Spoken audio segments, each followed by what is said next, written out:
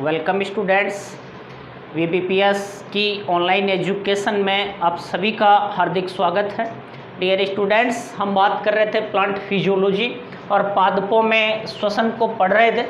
आज इसी में हमारा नेक्स्ट टॉपिक है किण्वन या फर्मेंटेशन क्या है। तो किण्वन जो है एक प्रकार का अवायवीय ऑक्सीकरण है। अवायवीय प्रक्रिया किन में? जीवाणुओं में, इष्ट में, इसके अलावा कुछ अन्य सूक्ष्म जीव हैं उनमें ग्लूकोज जो है, यदि ग्लूकोज का O2 की एब्सेंट में अवायवीय ऑक्सीकरण होता है तो वह जो प्रक्रिया है उसी को हम क्या कहते हैं? किण्वन कहते हैं। हमने बात की पीछे वायवीय श्वसन की, अब आज बात करें अवायवीय श्वसन की। तो अवायवीय जो श्वसन होता है उस अवायवीय श्वसन में ग्लूकोज जैसे जो कार्बनिक पदार्थ हैं वो O2 की एब्सेंट में टूटते हैं। O2 के एब्सेंट में जब टूटेंगे तो उस स्थिति में CO2, एथेनॉल या एथिल अल्कोहल आदि का क्या होता है? निर्माण होता है। यहाँ हम पढ़े किण्वन, तो जीवाणु हैं, कवक हैं, कुछ सूक्ष्म जीव हैं आदि में यदि ग्लूकोज का O2 की एब्सेंट में, ग्लूकोज आदि का O2 की अनुपस्थिति में अपूर्ण ऑक्सीकरण होता है तो वह जो प्रक्रिया है उस प्रक्रिया को ही हम क्या कह रहे हैं? किण्वन कह रहे हैं। अर्थात यह एक प्रकार का अवायवीय ऑक्सीशोषण है, अवायवीय ऑक्सीकरण हो रहा है। यहाँ पर वायवीय ऑक्सीडेशन नहीं पाया जाता। सबसे पहले यहाँ हम बात करें तो पाश्चर नामक वैज्ञानिक ने सन 1957 में ईस्ट जो थे उनमें किण्वन जो थी, फर्मेंटेशन जो थी उसके बारे में जानकारी बताई। उसके बाद में बुकनर नामक वैज्ञानिक थे, तो बुकनर जो थे उन्होंने ईस्ट कोशिकाओं से, ईस्ट सेल से जाइमेज किसको पृथक किया? जाइमेज नामक एंजाइम को अलग किया और बिना जीवित कोशिका के ये जो जाइमेज एंजाइम है ये ग्लूकोज या शर्करा जैसे जो पदार्थ हैं उनका ऑक्सीकरण करता है और उसके दौरान अल्कोहल आदि का क्या होता है? निर्माण होता है। तो यहाँ हम देखें तो जो किण्वन की प्रोसेस है उस किण्वन की प्रक्रिया में एंजाइम को या इन्होंने पृथक किया और बिना किसी कोशिका के, बिना सजीव कोशिका के भी किण्वन की जो क्रिया है उसको क्या किया? संपन्न करवाया। तो किण्वन बिना कोशिका के भी संपन्न हो सकती है। तो यहाँ जो एंजाइम रिक्वायरमेंट होती है, ये जो क्रिया है ये भी एंजाइम्स के ऊपर निर्भर करती है। अब किण्वन की क्रिया में किन पदार्थों का क्या होता है? निर्माण होता है। उसके आधार पर हम देखें तो किण्वन जो है, फर्मेंटेशन जो है वो अलग अलग प्रकार का है। किण्वन जो है अलग अलग प्रकार का है, जिसमें हम सबसे पहले बात करें एल्कोहलिक किण्वन की। दूसरा आता है जैसे लैक्टिक अम्ल किण्वन। एक आता है एसिटिक अम्ल किण्वन।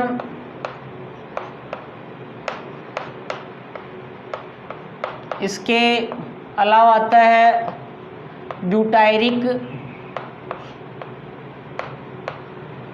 अम्ल किण्वन। तो ये किण्वन के अलग अलग क्या हैं?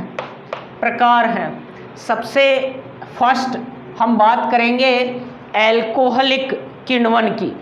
एल्कोहलिक जो किण्वन की क्रिया है ये होती है ईस्ट व कुछ अन्य सूक्ष्म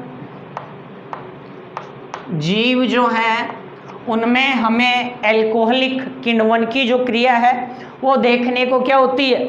मिलती है। इसके अलावा कुछ कवकों की बात करें, कुछ उच्च वर्ग के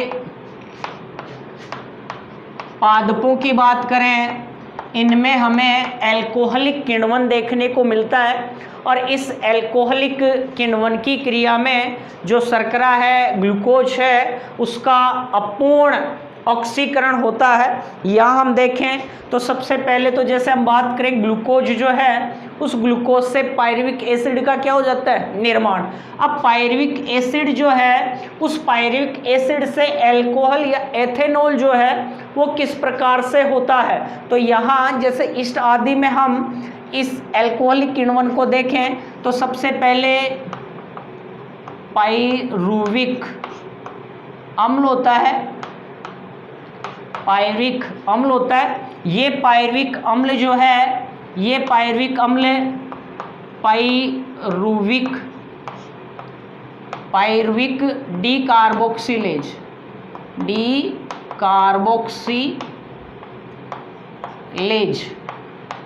एंजाइम की प्रेजेंट में किसका निर्माण करता है एसीटैल्डिहाइड का। तो सबसे पहले हम यहाँ देखें अल्कोहलिक किण्वन में तो जो पायरुविक अम्ल है ग्लाइकोलाइसिस की क्रिया के दौरान देखो हमने बात की थी ग्लाइकोलाइसिस तक अवायवीय शोषण हो चाहे वायवीय शोषण हो ग्लाइकोलाइसिस दोनों में पाया जाएगा तथा उसके दौरान पायरुविक एसिड का निर्माण हो जाता है। उसके बाद पायरुविक एसिड जो बनता है उस पायरुविक अम्ल का जो फ्यूचर है वो निर्भर करता है O2 की प्रेजेंस और O2 की एब्सेंस के आधार पर। यदि ऑक्सीजन मिलती है तो पायरुविक अम्ल का वायवीय ऑक्सीकरण होता है, यदि नहीं मिलती है तो अवायवीय ऑक्सीकरण होता है। यहाँ अवायवीय ऑक्सीकरण होगा तो पायरुविक अम्ल जो है वो पायरुविक डीकार्बोक्सिलेज एंजाइम की प्रेजेंस में एसीटैल्डिहाइड प्लस किस में टूट जाएगा CO2 में। क्या मुक्त होगी यहाँ पर CO2 मुक्त होगी। इसके बाद में अब जो एसीटैल्डिहाइड है ये एसीटैल्डिहाइड यहाँ एसीटैल्डिहाइड का अपचयन होगा, एसीटैल्डिहाइड जो है इस एसीटैल्डिहाइड का अपचयन होगा और NADH2 यहाँ पर काम में आता है तथा एंजाइम होता है अल्कोहल डिहाइड्रोजिनेज। इस एंजाइम की प्रेजेंस में एसीटैल्डिहाइड जो है इसका अपचयन होगा और इसके अपचयन के दौरान यहाँ एथेनॉल या हम कहें एथिल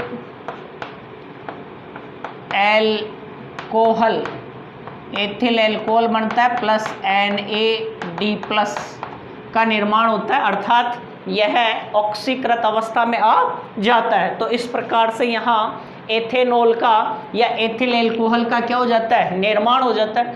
किन में इष्ट तथा कुछ अन्य सूक्ष्म जीव कवक और उच्च वर्ग के जो प्लांट्स हैं इनमें अल्कोहलिक किण्वन की क्रिया हमें देखने को मिलती है, जिसमें सबसे पहले जो पायरुविक अम्ल है ये पायरुविक अम्ल पायरुविक डीकार्बोक्सिलेज एंजाइम की प्रेजेंस में एसीटैल्डिहाइड और CO2 का क्या करता है निर्माण करता है। उसके बाद में एसीटैल्डिहाइड का अल्कोहल डिहाइड्रोजिनेज एंजाइम की प्रेजेंस में अपचयन होगा और इसके रिडक्शन के दौरान एथेनॉल या एथिल एल्कोहल का क्या हो जाता है निर्माण हो जाता है। इसी को हम क्या कह देंगे अल्कोहलिक क्या कह देंगे किण्वन कह देंगे। क्लियर यहाँ पर। तो अल्कोहलिक जो किण्वन है वो अपना कंप्लीट। उसके बाद में हम बात करें लैक्टिक अम्ल किण्वन की। किसकी बात करें लैक्टिक अम्ल किण्वन की। तो लैक्टिक अम्ल जो किण्वन है उसकी जो क्रिया है वो लैक्टोबैसिलस जीवाणु होते हैं, उनमें कुछ क्लोस्ट्रीडियम जीवाणु होते हैं। उनमें देखो एक तो जीवाणु हैं कौन से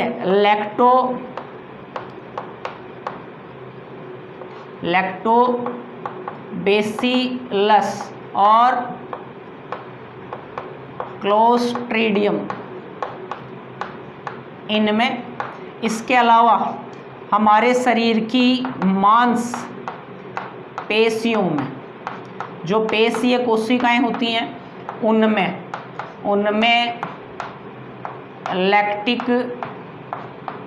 लैक्टिक अम्ल का निर्माण होता है।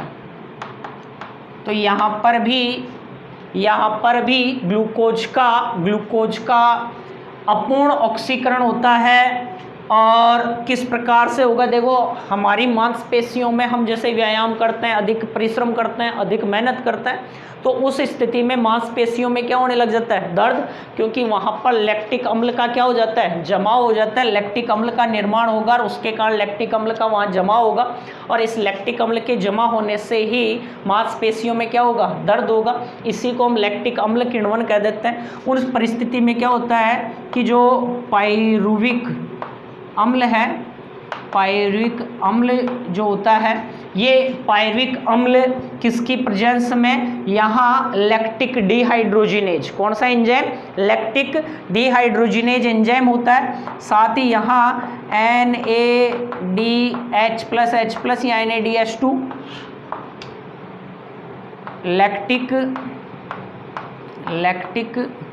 डिहाइड्रोजिनेज एंजाइम की प्रेजेंस में यहाँ पाइरुविक अम्ल का क्या होगा, अपचयन होगा और इसके रिडक्शन के दौरान यहाँ लैक्टिक अम्ल का क्या होता है, निर्माण, प्लस NAD+, तो लैक्टिक अम्ल का क्या हो गया, निर्माण हो गया। इसी को हम क्या कह देंगे, लैक्टिक अम्ल क्या कह देंगे, किण्वन कहेंगे। तो इस प्रकार से यहाँ लैक्टिक अम्ल का क्या हो गया, निर्माण हो जाता है। और कहाँ कहाँ पर हो रहा है, एक तो जीवाणु लैक्टोबैसिलस और क्लोस्ट्रीडियम में। इसके अलावा हम बात करें हमारे शरीर की जो मांसपेशियाँ हैं, उन मांसपेशियों में भी हमें लैक्टिक अम्ल किण्वन देखने को मिलता है, अर्थात लैक्टिक अम्ल का क्या होता है, निर्माण होता है। क्लियर यहाँ पर। तो दो प्रकार के हमने किण्वन की बात की, एक एल्कोहलिक किण्वन और एक लैक्टिक अम्ल किण्वन। इसके बाद में हम बात करें एसिटिक अम्ल किण्वन, एसिटिक अम्ल किण्वन। तो इस प्रकार का जो किण्वन है ये हमें देखने को मिलेगा जीवाणु एसिटोबैक्टर एसिटाई में। किस में देखने को मिलेगा, जीवाणु एसिटोबैक्टर एसिटाई जीवाणुओं में ये देखने को मिलता है। और यहाँ एसिटेल्डिहाइड का निर्माण होगा और फिर एसिटिक अम्ल का निर्माण होगा।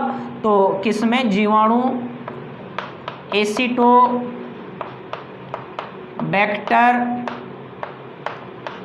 एसिटाई में किसका निर्माण होगा, एसिटिक अम्ल का निर्माण होगा। तो देखो सबसे पहले तो पाइरुविक अम्ल जो है, इनमें पाइरुविक अम्ल जो है, ये पाइरुविक अम्ल यहाँ पर एसिटेल्डिहाइड का क्या करेगा, निर्माण करेगा। पाइरुविक अम्ल इनमें भी ये जो प्रोसेस हो रही है प्रथम वाली, इसी के समान पाइरुविक डीकार्बोक्सिलेज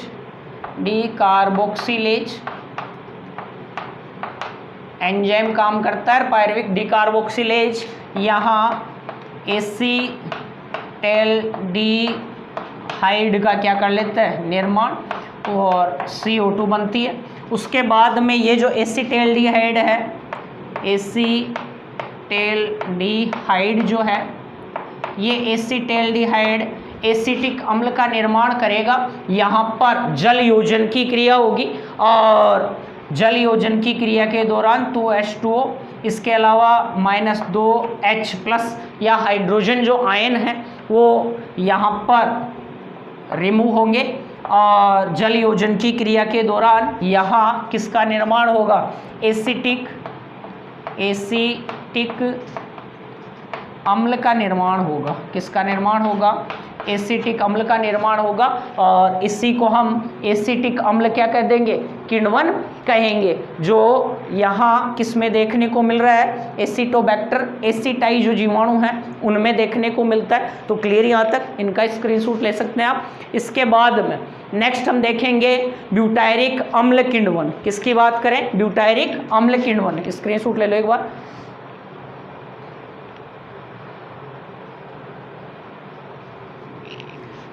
देखो ब्यूटायरिक अम्ल जो किण्वन है,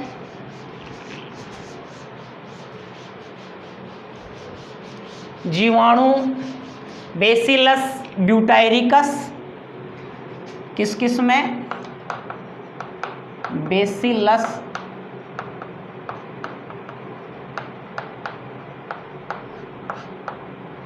और क्लोस्ट्रीडियम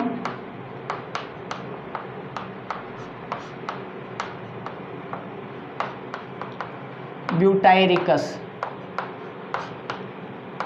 जो है, इनमें हमें ब्यूटाइरिक अम्ल जो किण्वन है उसकी क्रिया देखने को क्या होती है, मिलती है। अब इस प्रोसेस के अंदर क्या होता है, सबसे पहले तो पायरुविक अम्ल किसका निर्माण करेगा, यहाँ एसिटेल्डिहाइड का निर्माण करेगा। पायरुविक अम्ल सबसे पहले यहाँ एसिटिक अम्ल का निर्माण करेगा।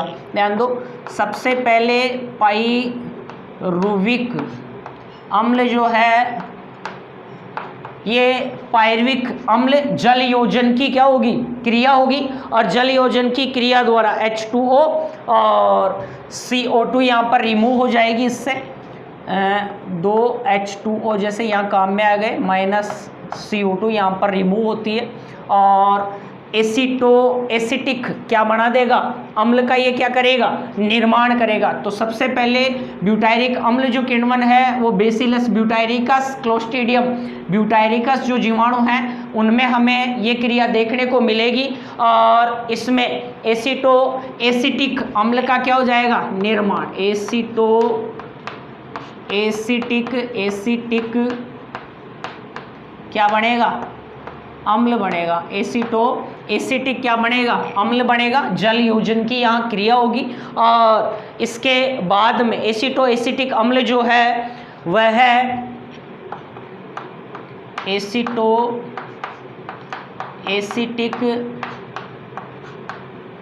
अम्ल जो है ये चेंज हो जाएगा ब्यूटाइरिक अम्ल में, +4H+ आयन यहाँ पर क्या होते हैं, जुड़ता है इसके साथ। तो एसिटिक जो अम्ल है वो चेंज हो जाएगा किसमें, ब्यूटाइरिक अम्ल के अंदर। साथ ही यहाँ -1 H2O जल का अणु, ठीक है। एसिटिक जो अम्ल हैं वो किस में चेंज हो गए, ब्यूटाइरिक अम्ल में। किस में देखने को मिला, बेसिलस ब्यूटाइरिकस और क्लोस्ट्रीडियम जो ब्यूटाइरिकस हैं उनमें ये क्रिया हमें देखने को मिलती है। तो ये अपना जो किण्वन था, फर्मेंटेशन था, वो कंप्लीट हुआ।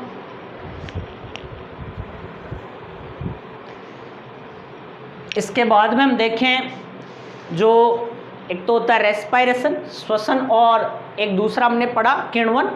तो इन दोनों में क्या डिफ्रेंसिएशन हमें देखने को मिलता है, श्वसन और किण्वन जो है उसमें क्या अंतर है।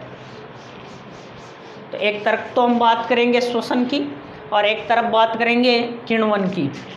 तो यहाँ तो जैसे मैं बात करूँ श्वसन, और यहाँ बात करूँ मैं किण्वन की या फर्मेंटेशन की, दोनों में क्या अंतर होता है। तो फर्स्ट, सबसे पहले तो हम यहाँ देखें, यह जो क्रिया है, श्वसन की जो क्रिया है, यह O2 की उपस्थिति में होती है, और इसे हम देखें, यह O2 की अनुपस्थिति में होती है, O2 की एब्सेंस में होती है। और ये जो है ये O2 की प्रेजेंस में होती है। यहाँ ग्लूकोज का पूर्ण ऑक्सीकरण होता है, पूर्ण ऑक्सीकरण होता है, पूर्ण ऑक्सीडेशन होता है। जबकि यहाँ ग्लूकोज का पूर्ण ऑक्सीकरण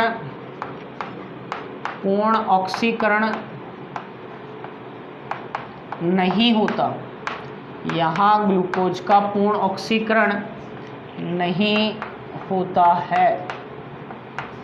तो कौन से में पूर्ण ऑक्सीकरण हो रहा है, श्वसन में, और किण्वन में पूर्ण ऑक्सीकरण की क्रिया हमें देखने को नहीं मिलती है। इसके अलावा यह जो क्रिया है, यह क्रिया समस्त सजीव कोशिकाओं में होगी।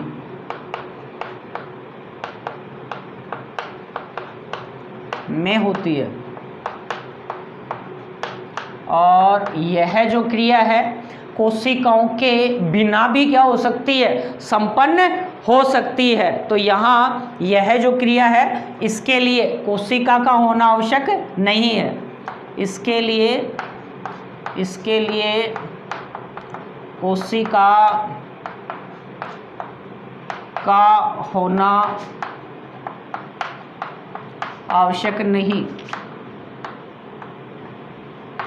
और किण्वन की जो फर्मेंटेशन की जो क्रिया है, बड़े बड़े जो फर्मेंटर होते हैं, बड़े बड़े जो पात्र होते हैं, उनमें जीवाणु जो होते हैं उनकी क्रिया के दौरान एल्कोहल का आदि का क्या किया जाता है, निर्माण किया जाता है। तो यहाँ सजीव कोशिकाओं का होना आवश्यक नहीं है। नेक्स्ट हम बात करें श्वसन और जो किण्वन की क्रिया है उसमें अंत में ग्लूकोज का पूर्ण ऑक्सीडेशन हो जाता है। पूर्ण ऑक्सीकरण से क्या क्या बनता है, तो यहाँ ग्लूकोज के पूर्ण ऑक्सीकरण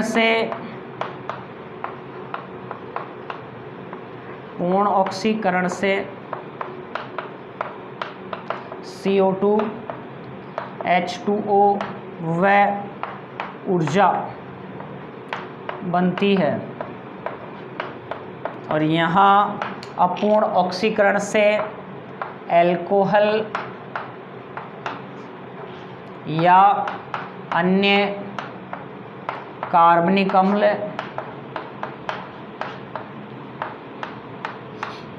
तथा CO2 बनती है। नेक्स्ट हम देखें, यहाँ हम बात करें तो यहाँ बनने वाली, यहाँ अधिक ऊर्जा का निर्माण होती है। यहाँ अधिक ऊर्जा बनती है, यहाँ कम ऊर्जा बनती है। जो 2 ATP के तुल्य होगी, जबकि यहाँ 38 या 36 ATP के तुल्य जो ऊर्जा है उसका क्या होता है, निर्माण होता है। तो इसमें अधिक ऊर्जा मुक्त होती है, इसमें कम ऊर्जा मुक्त होती है। ये श्वसन में और किण्वन जो है, फर्मेंटेशन जो है, उसमें अंतर हुआ।